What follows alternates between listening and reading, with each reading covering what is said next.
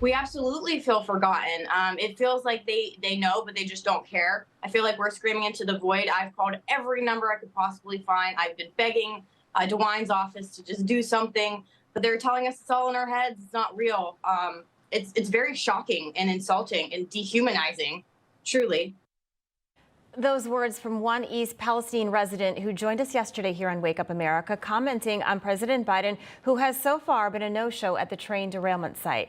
More than a month after the disaster, President Biden has said he would go, but at this point in time, the White House says no trip has been planned. Joining us now for more are East Palestine, Ohio residents Tammy and Rick Chai. Welcome back to Wake Up America. Tammy, I'll start with you. Can you give us an update since the last time you were on our show? Have things improved for you? I can't honestly answer that for the good. It's just everything's in limbo still. We are living in fear. We don't know about this testing that they're doing. The dam broke the other night in the stream, and the water that they were aerating to get the chemicals out was all part of that. And we are being told nothing to worry about. It's not a big deal, just business as usual. So I would say we are just in limbo at this point and living in fear. Tammy, you mentioned that stream. How far is that from your house? Leslie Run, because it's less than a half a mile. Yeah, less than a half a mile. Mile. At the point where the dam broke. Okay. Rick, you heard another resident's words just a few moments ago. How does that make you feel that the president has yet to show up? He's irrelevant at this point. I just want everybody to know, first of all, anybody that's interested as the press dies down here, East Palestine Off the Rails, a Facebook group. That's my video you're showing there. I was in the creek last night again, overturning rocks.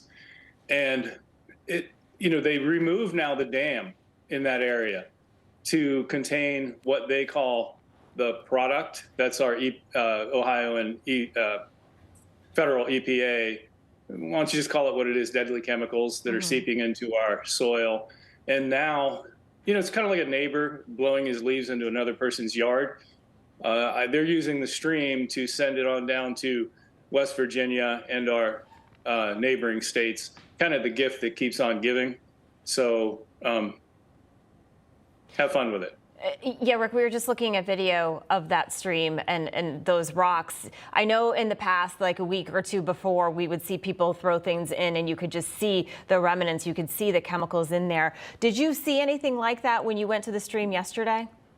Well, that's my video there. And yes, it is. When I overturn rocks, it's just like that. Yeah. There is, because they removed the barrier, which they were proud that they were containing the chemicals, since they removed it, what you see in town is like any city. The creek is moving slower. We have what equates to a beautiful trout-looking stream that any Ohioan would be proud of.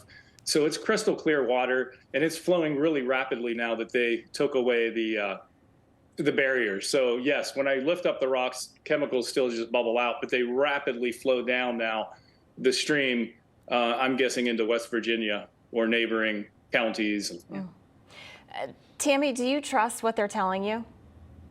No, I don't trust anything. We went to a meeting on Saturday, and it was in Negley, and it was with the EPA, federal and state, CDC, Norfolk Southern, couple other alphabet agencies. And everybody played nice. All of the residents played nice with them and asked questions civilly, because a lot of these meetings have been getting a little unruly. So when somebody asked a hardball question like my husband, they became very rude to him and just talked him down and didn't answer the question properly and just blew it off as it was insignificant. And it was a very significant question about the chemicals in the streams. If I could too, one thing that people should remember, while we were all evacuated and glued to the TV for any information, remember that Norfolk Southern's main task, which they call simple engineering, was to lay new track, repair the track over contaminated soil, and it's over a month before they're even addressing that. And they're redigging all of that up right now. So the people in town that live near those tracks are being displaced again. And they're given a hotel room, and some of them have big families, and they're only given one room.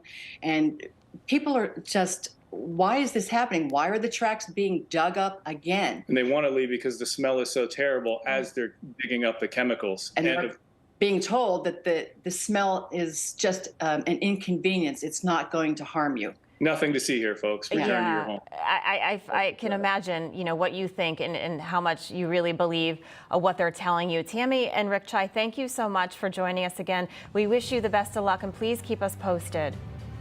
Thank you. Thank you for having us again. Of course, and plenty more still to come in Wake Up America. Stay with us. We'll be right back.